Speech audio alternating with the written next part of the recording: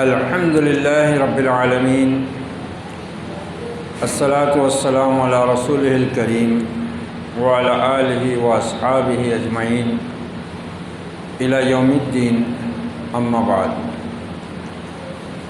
فاعوذ باللہ السمیع العلیم من الشیطان الرجیم، بسم اللہ الرحمن الرحیم۔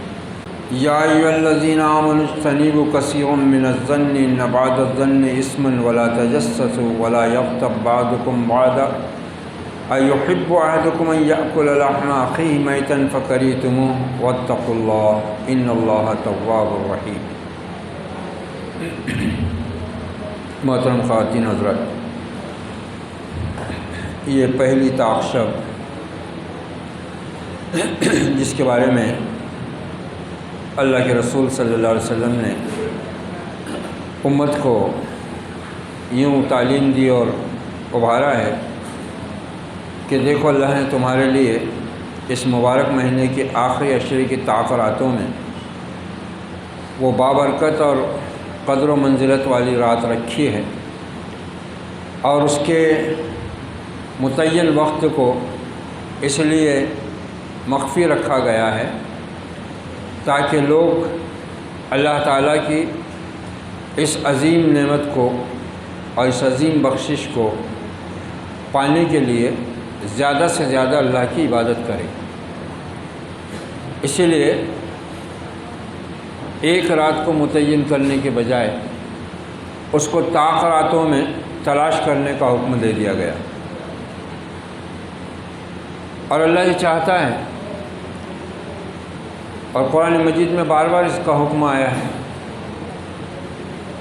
کہ اللہ کا کثرت سے ذکر کرتے رہا کرو، کیونکہ یہ چیز ہی مومن کے لیے ہر طرح کی فضیلت، مغفرت، اللہ کی رحمت، آخرت کی کامیابی،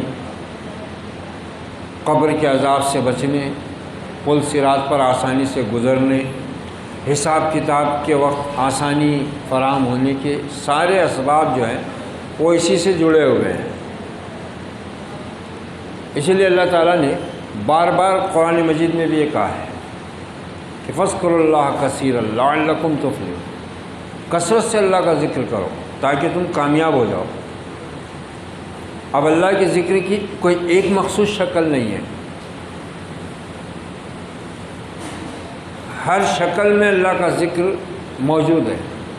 اب یہ دیکھو اللہ تعالیٰ کی مہربانی،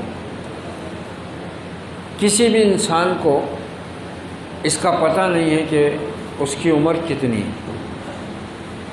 ایک عام دنیا کے نظام میں ہم دیکھتے ہیں کہ بھئی ایک انسان پیدا ہوا، بچپن سے جوانی میں داخل ہوا، پھر جوانی کے کچھ سال گزارنے کے بعد قدرت کے فطرت کے نظام کے مطابق بڑھاپے میں آیا، پھر بڑھاپے میں بھی ایسا آیا کہ کوئی بہت بوڑھا ہوئے تک رہا، تو ایک ایسا اندازہ انسان کو رہتا ہے کہ بھئی چلو 70-80 برس تو آدمی جیتا ہی۔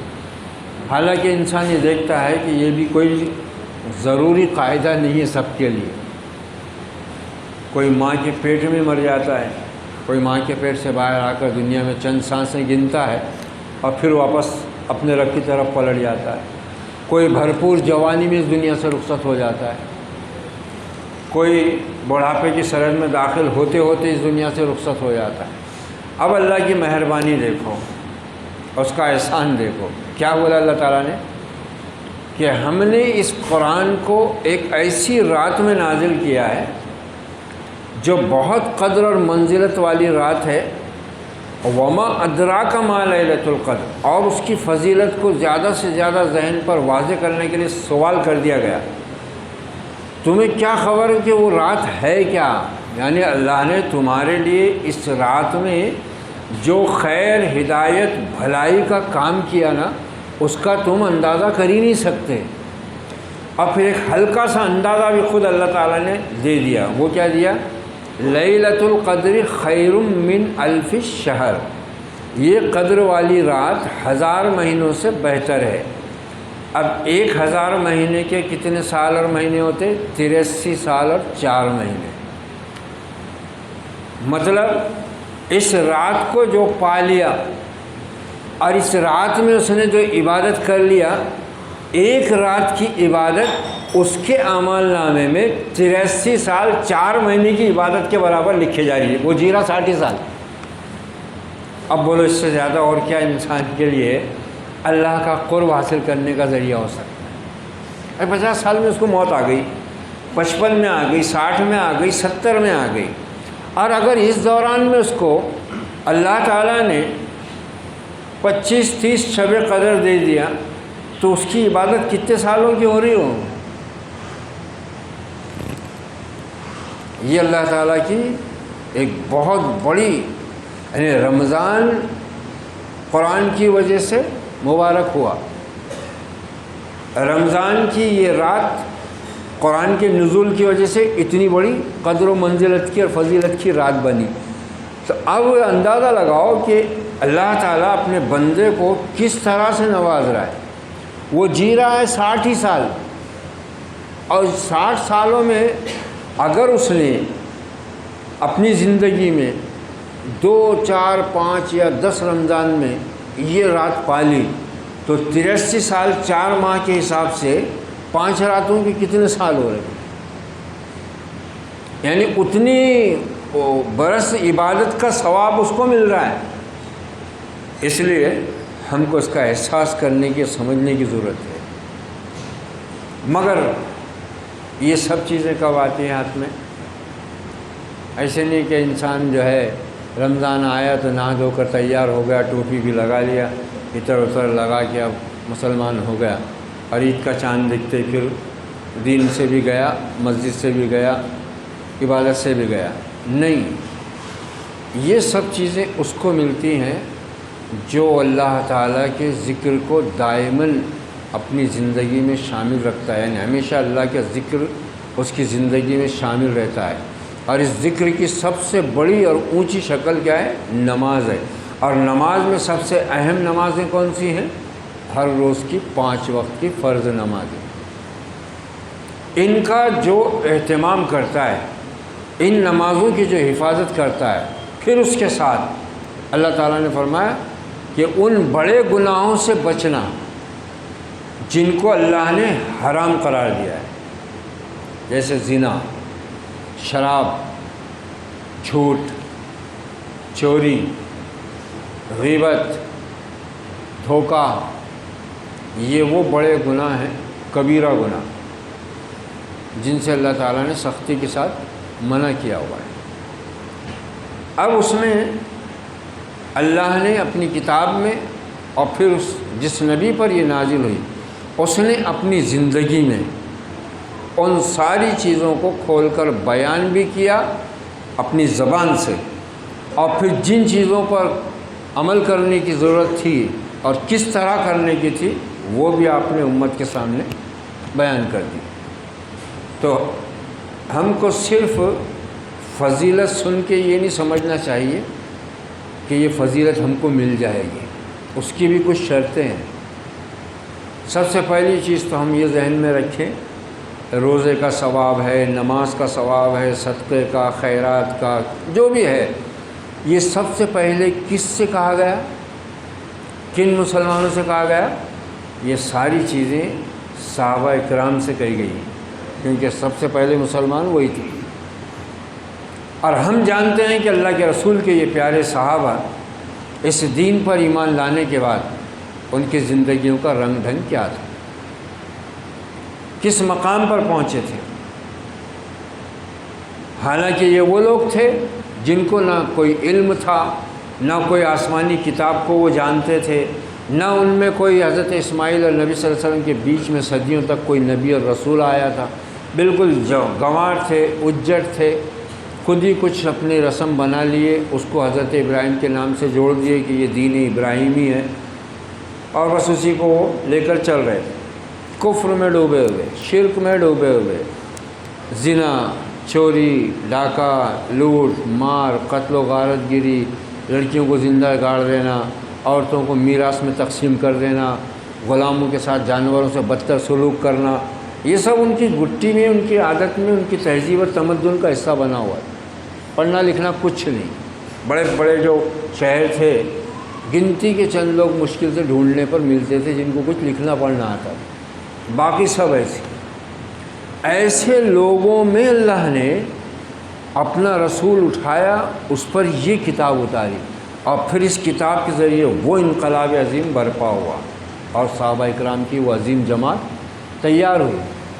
تو ہم کو یہ یاد رکھنا چاہیے۔ اب ہم کیا کرتے ہیں کہ اللہ کے رسول نے فرمایا کہ بھئی جو کسی روزہ دار کا روزہ افطار کرا دے تو اس کو اس کے برابر ثواب ملے گا، روزہ دار کے ثواب میں کوئی کمی کیے بغیر۔ یہ کس کو بولے آپ نے؟ سب سے پہلے بات آپ نے کس کو سنا ہے؟ اپنے صحابہ کو۔ ان صحابہ کی حالت کیا تھی معلوم ہے؟ ایک صحابی بولتے ہیں یا رسول اللہ، ہم میں سے کئی لوگوں کے پاس خود کے افطار کے لیے کچھ نہیں ہوتا تو ہم افطار کیسے کرائیں؟ یہ دھیان میں رکھو کہ کن لوگوں سے یہ باتیں کہی گئی ہیں۔ اس پر آپ نے فرمایا تھا کہ ایک آدھی کھجور، ایک گھونٹ لسی کا اگر دے دو تم روزہ دار کو تو یہ تمہارے لیے اجر کے واسطے کافی ہے۔ اب ہم نے تو بھگونے چڑھا دیے روزہ داروں کے لیے، مگر ہم یہ دیکھ ہی نہیں رہے کہ یہ بھگونا جو ہم نے چڑھایا ہوا ہے یہ کن پیسوں کا ہے۔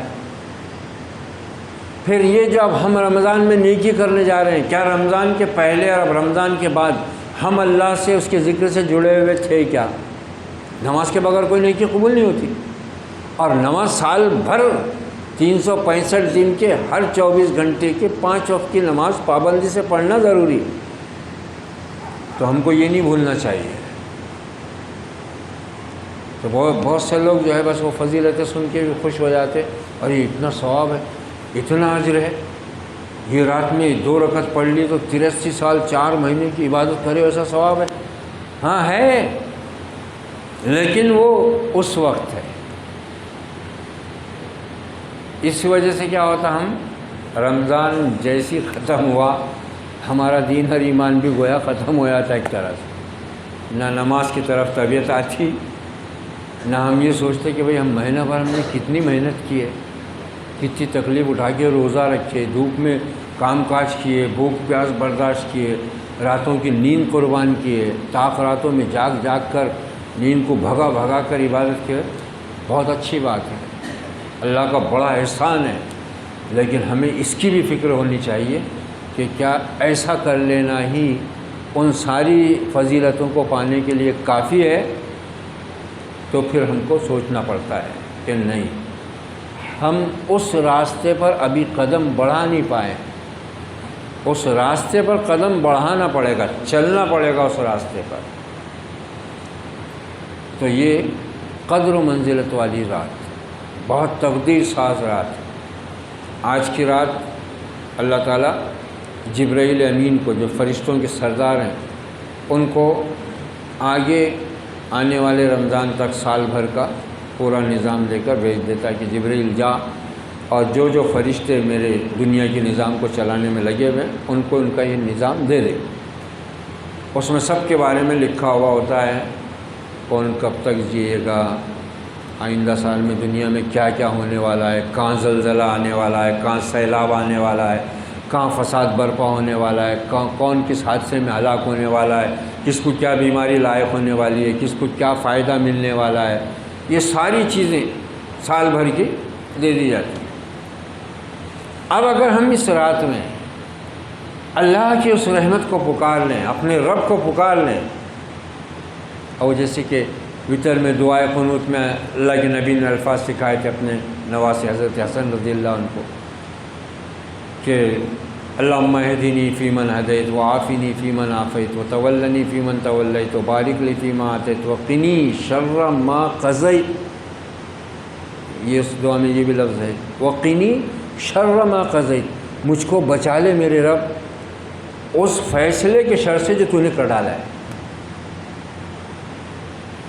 یعنی اگر میرے حق میں اللہ اے میرے رب کوئی برائی کا فیصلہ ہو گیا ہوا ہے تو مجھ کو تو اس سے بچا لے، کیونکہ فیصلہ کرنے والا بھی تو ہی ہے اور تیرے فیصلے کو بدلنے والا بھی تو ہی ہے، باقی کوئی تو بدل نہیں سکتا۔ اس طرح انسان اپنے رب کو جب پکارتا ہے، اس سے بھلائی کا طلبگار ہوتا ہے، اور پھر رب بھی اس پر مہربان ہوتا ہے۔ ہر خیر اور بھلائی ہم اس سے مانگ لیں، کیونکہ ہم کو غیب کا علم تو ہے نہیں کہ آئندہ ہونے والے سال میں کیا کیا پیش آنے والا ہے۔ اگر وہ ہم اللہ سے مانگ لیں کہ اے رب ہر شر سے ہم کو بچا لے اور ہر خیر اور بھلائی ہم کو عطا فرما دے، تو پھر انسان گویا ایک مضبوط سہارے کے سائے میں آ گیا۔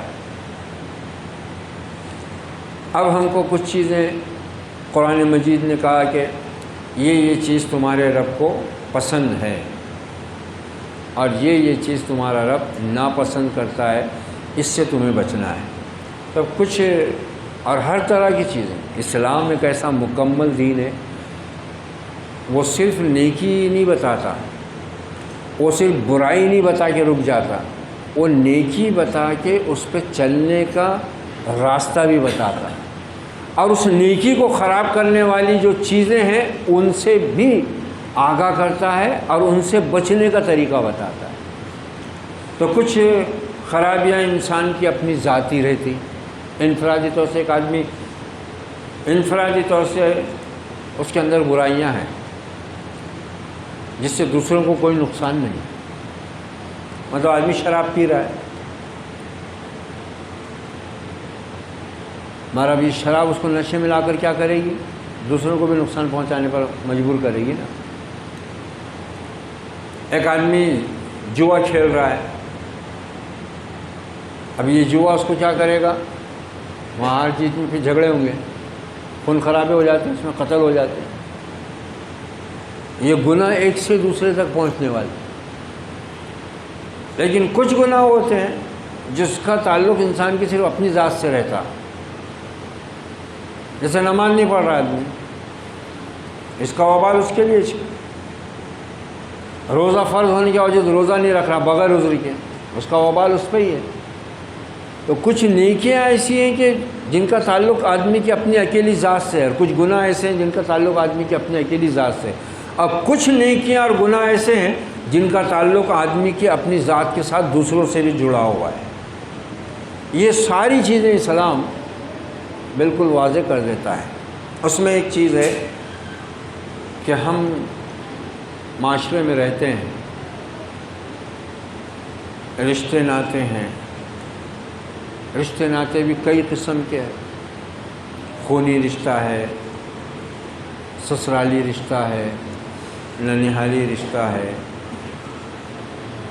اڑوس پڑوس کا رشتہ ہے، دوستی کا رشتہ ہے، دین کا رشتہ ہے، کاروبار میں ایک ساتھ ہیں، وہ ایک آدمی کو جوڑنے کا رشتہ بن جاتا کہ بھئی ایک ہی لائن کے لوگ ہیں، ایک ہی کاروبار کے لوگ ہیں۔ تو یہ ساری چیزیں، ان کے اندر شیطان اپنا کام کرتا ہے، اور وہ کام کیا کرتا ہے؟ وہ یہ کرتا ہے کہ جیسے کہ قرآن مجید میں اللہ نے واضح فرمایا کہ شیطان یہ چاہتا ہے کہ تمہارے اندر عداوت اور دشمنی پیدا ہو اور وہ بڑھتی رہے۔ دیکھو ہر خطرے سے آگاہ کیا گیا ہے۔ شیطان کیا چاہتا ہے؟ کہ تمہارے درمیان عداوت، نفرت، بغض اور کینہ پنپتا رہے، کیونکہ یہ چیز فساد کا ذریعہ بنتی ہے۔ جیسا کہ آج ہم اپنے ملک کے ماحول میں دیکھ رہے ہیں کہ کچھ فسادی ذہنیت کے لوگ، انسانیت دشمن لوگ اسی نفرت کے ماحول کو بڑھانے میں لگے ہوئے ہیں۔ اللہ تعالیٰ یہ چاہتا ہے کہ کم سے کم اہل ایمان کا معاشرہ جو ہے وہ اس لعنت سے اور شیطان کی اس نجاست سے پاک رہے۔ اس کے لیے اللہ نے کیا حکم دیا؟ یا ایھا الذین آمنوا اجتنبوا کثیرا من الظن۔ یہ کہاں سے شروع ہوتی ہے یہ برائی؟ اس سے روک دیا، اے لوگوں جو ایمان لائے ہو، بہت زیادہ بدگمانی کرنے سے، گمان کرنے سے بچو، پرہیز کرو۔ کیوں؟ ان بعد الظن اسم، کیونکہ بہت زیادہ گمان کرنے میں کچھ گمان وہ بھی ہو جاتے ہیں جو گناہ بن جاتے ہیں۔ ولا تجسسوا، اور ایک دوسرے کی ٹوہ میں مت پڑو۔ ولا یغتب بعضکم بعضا، اور تم میں سے کوئی ایک دوسرے کی غیبت نہ کرے۔ اب یہ سارے کام وہ ہیں جن میں لذت ہے۔ انسانوں کی کمزوری کیا ہے وہ دوسروں میں عیب ڈھونڈنے میں بہت مزہ لیتا ہے، اس کو خوشی محسوس ہوتی ہے۔ یہی ہے، جب ایمان کمزور پڑتا ہے نا اور شیطان مضبوط ہوتا ہے تو وہ کیا کرتا ہے، گناہوں کی لذت میں پھنساتا ہے آدمی اور گناہ کو اچھا کر کے دکھاتا ہے۔ زین عملہ، اس کے عمل کو کیا کرتا ہے، جس انسان پر وہ حاوی ہوتا ہے اس کے عمل کو خوبصورت بناتا۔ ارے یہ کوئی بری بات نہیں ہے، یہ کوئی گناہ کا کام نہیں ہے، لوگ تو کیسے کیسے گناہ کر رہے ہیں، اپن تو ایسے ہے بھی نہیں، حالانکہ وہ بہت بڑے گناہ کی طرف جا رہا ہے۔ وہاں پر اسلام کی خوبی ہے، بڑے گناہ کی طرف جو چھوٹا گناہ لے جانے والا ہے نا وہ وہیں پر روک دیتا تاکہ اس کی نوبت ہی نہ آئے، اور وہ جو اجر و ثواب ہے نا جتنا بھی ہم کو ملتا ہے، 2 رکعت کا یہ مل جاتا ہے اور یہ پڑھنے سے یہ ہو جاتا ہے، اور جو 3-4 بار یہ کلمہ پڑھ لے تو اس کو اتنا ثواب مل جاتا ہے، اس کے گناہ معاف ہو جاتے، یہ سب اس شرط پر ہے ان بڑے گناہوں سے بچے تو پھر ان چھوٹے چھوٹی نیکیوں پر اللہ تعالیٰ بڑے بڑے ثواب کی جو بشارت دیتا ہے نا وہ بالکل ملتی۔ لیکن اگر بڑے گناہوں سے آدمی نہیں بچ رہا ہے تو یہ بڑے گناہ تو بڑی بڑی نیکیوں کو بھی ختم کر دیتے تو چھوٹی نیکی کیا کام آنے والی۔ اس لیے دیکھو اس میں اب کوئی بھی آدمی جا رہا ہے اور ہماری اس سے دشمنی ہے یا ہمارے دل میں اس کے لیے کچھ بغض ہے، اب وہ کسی اور سے بات کر رہا ہے، 2 لوگ بات کر رہے ہیں، ہماری طرف دیکھ لیا اس نے، اس لیے وہ بھی منع ہے کہ اگر 4-5 لوگ بیٹھے ہوئے ہوں تو 2 لوگ الگ ہٹ کے آپس میں کانا پھوسی نہ کریں، کیونکہ پھر ان کو بدگمانی پیدا ہوں گی نا کہ یہ ہمارے بارے میں تو کچھ نہیں بات کر رہے۔ یہیں سے شیطان راستہ کھولتا ہے، یہیں سے کھولتا ہے راستہ بدگمانی کا، اور یہ بدگمانی ایسی ہے کہ ہر ایک کے ذہن پر حاوی ہے، ہر ایک کے ذہن پر۔ اب درس میں اگر کچھ برائی کا ذکر کیا جائے، جن کو بدگمانی نکل، ارے تمہاری طرف اشارہ تھا، حالانکہ کسی کی طرف اشارہ کرنے کی ضرورت نہیں ہے، یہ تو قرآن بتا رہا ہے کہ یہ برائیاں ہیں، ان سے بچنا ہے، اب اس کا ذکر ہو رہا ہے، اب کسی میں وہ برائی ہے تو یہ تھوڑی ضروری ہے کہ وہ ہم کو معلوم بھی ہو اور ہم معلوم ہو کہ اس کو طرف اشارہ کر رہے ہیں۔ یہ برائی ہے، عام برائی ہے، انسانوں کی کمزوری ہے، اللہ ہم کو اس سے آگاہ کر رہا ہے، رسول ہم کو اس سے بچنے کا طریقہ بتا رہا ہے، اب اس کو ہم کو واضح کرنا ہے۔ مگر بدگمانی کا شیطان جو ہے کیسا استعمال کرتا ہے، تو یہ جو چیز ہے یہ بہت فساد کی اصل جڑ ہی ہے۔ دیکھو اللہ نے وہیں پر ایمان والوں کو بچا لیا، پہلے قدم پر ہی روک دیا، فساد کی جڑ ہی ختم کر دیا۔ اللہ کے رسول صلی اللہ علیہ وسلم، ابھی جو حدیث آئی تھی، اعتکاف میں آپ بیٹھے ہوئے ہیں، آپ کی زوجہ محترمہ ملنے کے لیے آئی، پھر وہ جانے لگی ام المومنین حضرت صفیہ رضی اللہ تعالیٰ عنہ، تو آپ ان کو چھوڑنے کے لیے مسجد سے باہر آئے تو اچانک 2 آدمی 2 صحابہ آپ کے ادھر سے آئے، تو آپ نے بولا اے لوگو، اے یہ میری بیوی ہے، میری بیوی۔ کہا یا رسول اللہ، اللہ کی پناہ، ہم آپ کے بارے میں ایسا گمان کہا نہیں، شیطان انسان کے خون میں دوڑتا ہے، کہیں بدگمان نہ ہو جانا۔ دیکھو حالانکہ وہ صحابہ تھے اور وہ خود گھبرا گئے، یا رسول اللہ، اللہ کی پناہ، ہم آپ کے بارے میں کوئی غلط گمان کریں گے؟ رات کا وقت تھا، عورت جا رہی ہے، آدمی اکیلا دکھ رہا ہے ساتھ میں، کچھ بھی سوچ سکتے ہیں۔ یہ ہے صورتحال۔ آج ہمارے معاشرے میں برائی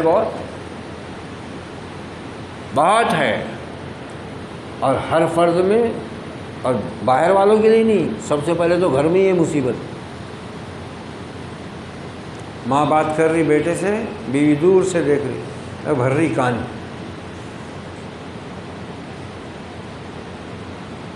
شوہر سے بات کر رہی بیوی، ساس دور سے دیکھ رہی، نند کو بول رہی دیکھ کیسا سکھا رہی، اب وہ کچھ بھی دوسری بات کر رہی ہوں گی، مگر دلوں میں یہ، اسی لیے مغفرت رک جاتی ہے۔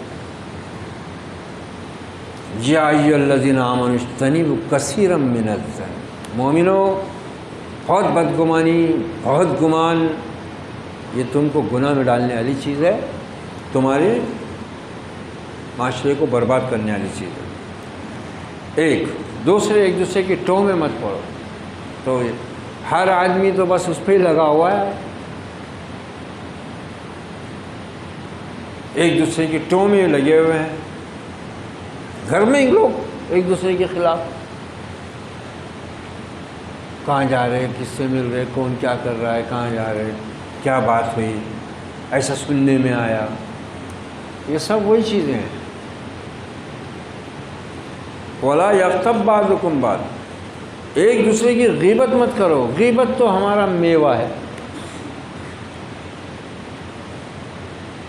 غیبت میوہ ہے۔ ارے مہمان آ جاتے، مہمان آنے کے بعد میں جیسی گئے ان کی غیبت شروع ہو جاتی، اور وہ جو مہمان آئے تھے انہوں بھی گھر سے باہر نکلے کہ جن کے یہاں کھا پی کے نکلے ان کی غیبت شروع کر دیتے۔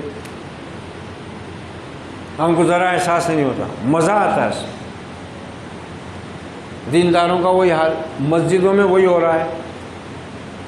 وَلَا يَغْتَبْ بَعْضُكُمْ بَعْضًا أَيُحِبُّ أَحَدُكُمْ مَنْ يَأْكُلَ لَحْمَ أَخِيهِ مَيْتًا، اس کی اتنی خطرناک اللہ تعالیٰ نے مثال بیان کی ہے، کیا تم میں سے کوئی اس بات کو پسند کرتا ہے کہ وہ اپنے مردہ بھائی کا گوشت کھائے؟ ایک تو بھائی کا گوشت، اوپر سے مردہ بھائی کا،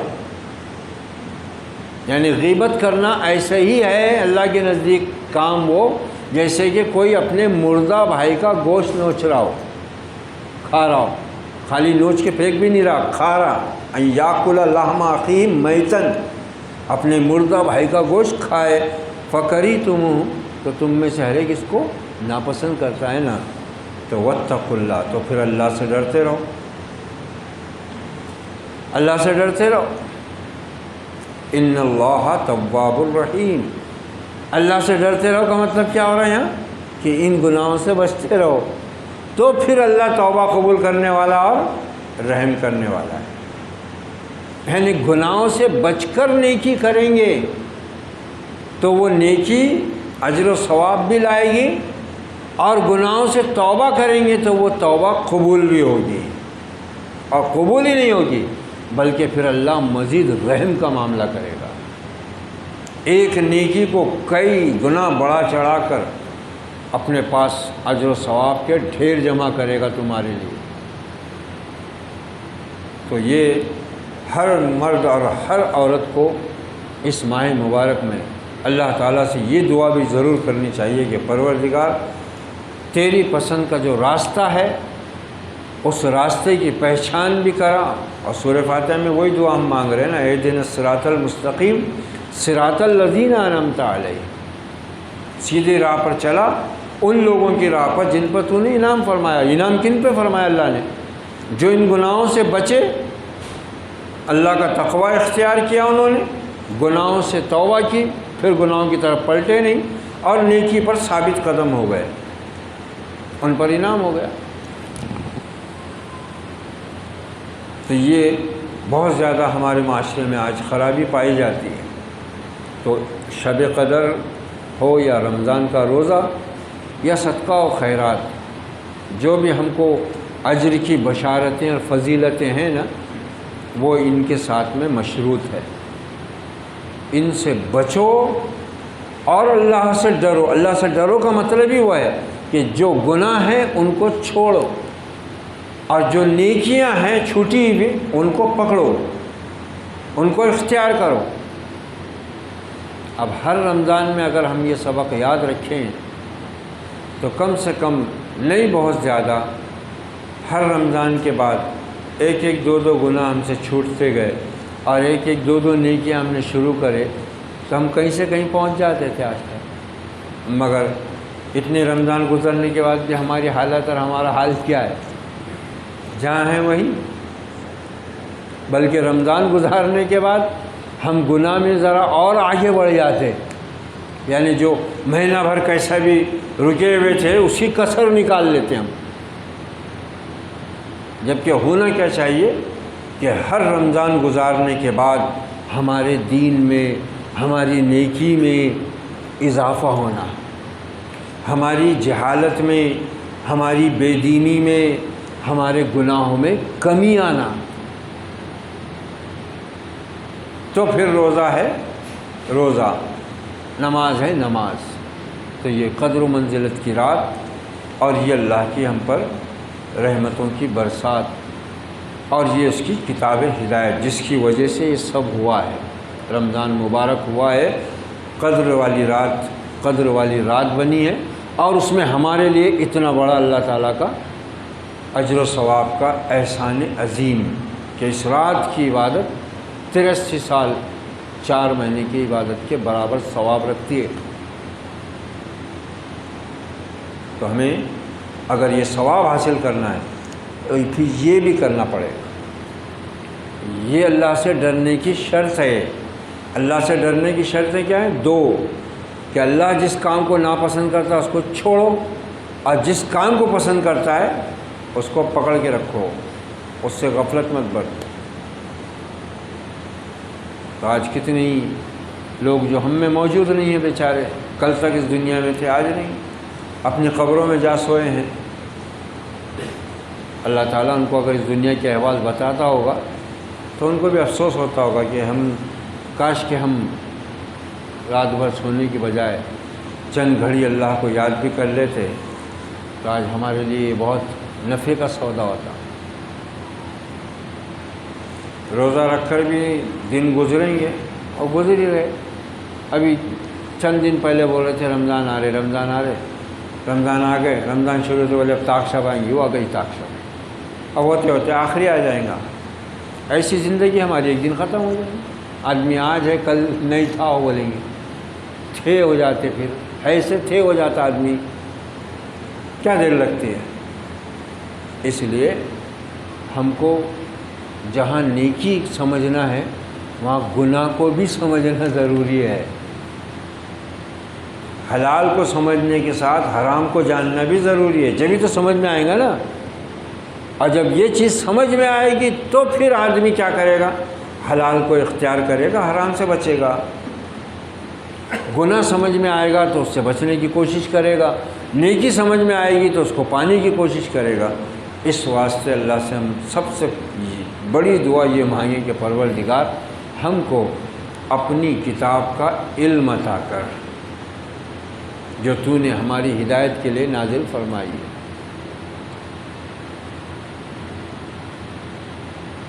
قرآن مجید کے سیکھنے، سکھانے، سمجھنے، سمجھانے کو اسی لیے سب سے افضل کام قرار دیا گیا ہے۔ خیرکم من تعلم القرآن وعلمہ، مگر اس کو بھی سیکھنے سکھانے کے طور طریقے صحیح ہونا۔ شہرت کے واسطے، ناموری کے واسطے، یا ایک بس وہ ہماری جماعت ہے وہ کام کر رہی ہے اور وہ قرآن کو بڑھاوا دے رہی ہے تو چل رہا ہے، یہ سب چیزیں نہیں۔ قرآن کو ہدایت کی نیت سے پڑھنا، قرآن کو عمل کرنے کی نیت سے سمجھنا، قرآن کو اللہ کا کلام سمجھ کر اس کی ہر بات کو سچ ماننا، جاننا، اور اسی کے اوپر اپنے آپ کو قائم رکھنا، اس کو اپنی زندگی کا دستور بنا لینا۔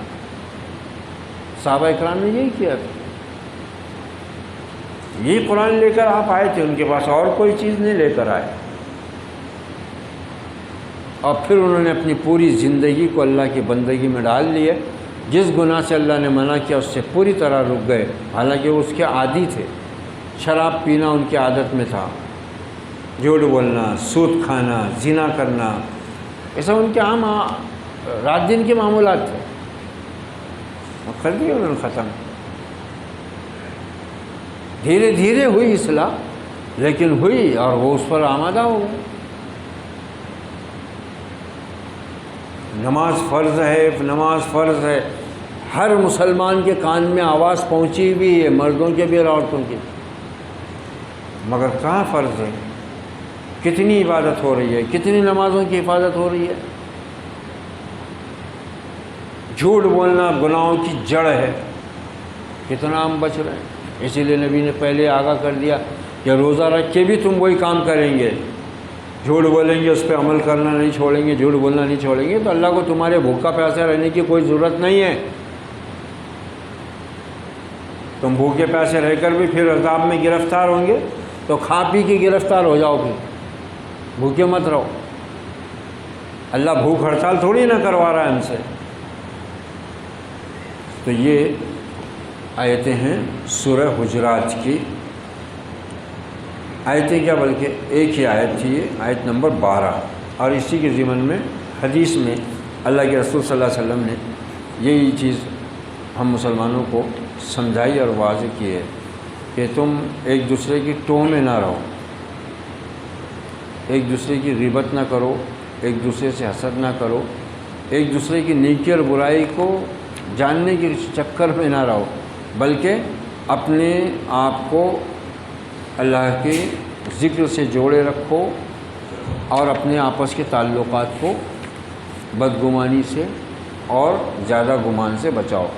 عن ابی ہریرہ رضی اللہ عنہ ان رسول اللہ صلی اللہ علیہ وسلم قال ایاکم والظن فإن الظن اکذب الحدیث ولا تجسسوا ولا تحسسوا ولا تناجشوا ولا تحاسدوا ولا تباغضوا ولا تدابروا وکونوا عباد اللہ اخوانا، رواه البخاری۔ بہت جامع حدیث ہے، اس آیت کریمہ کی مفصل تفصیل سمجھ لیجئے۔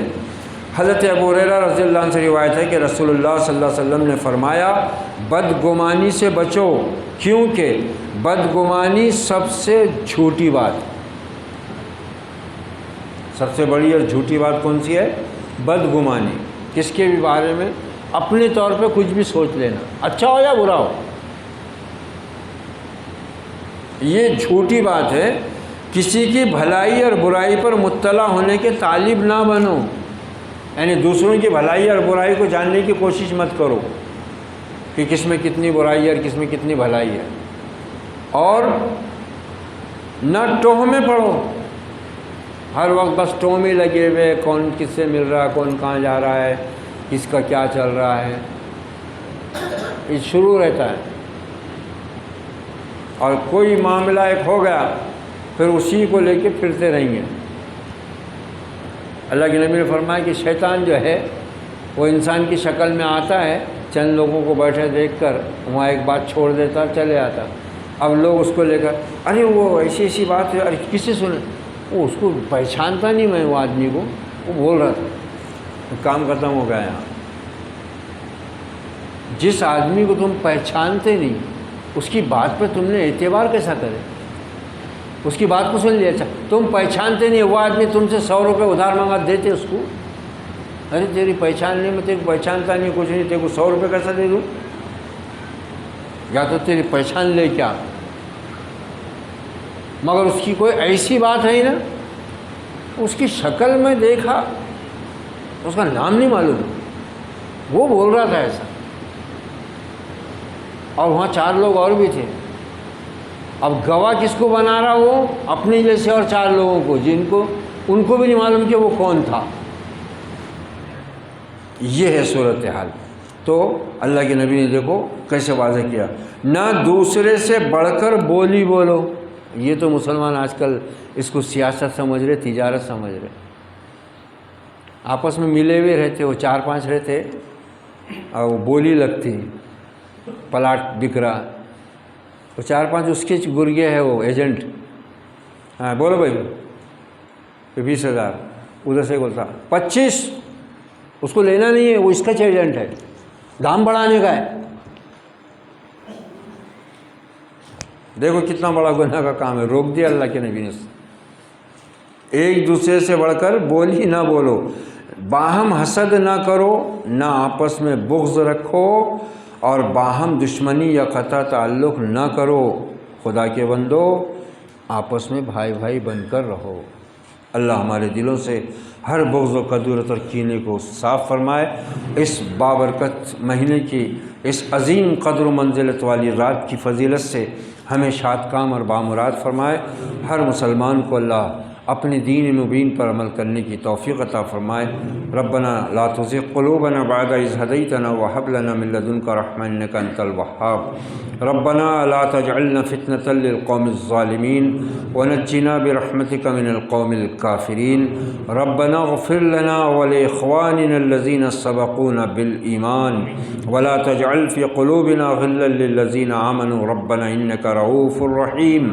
اللهم اغفر لنا وللمؤمنين والمؤمنات والمسلمين والمسلمات، اللهم ألف بيننا وأصلح ذات بيننا، اللهم اعز الإسلام والمسلمين، ربنا لا تؤاخذنا إن نسينا واخطأنا، ربنا تقبل منا إنك أنت السميع العليم وتب علينا إنك أنت التواب الرحيم، وصلى الله على النبي وعلى آله وأصحابه أجمعين برحمتك يا أرحم الراحمين۔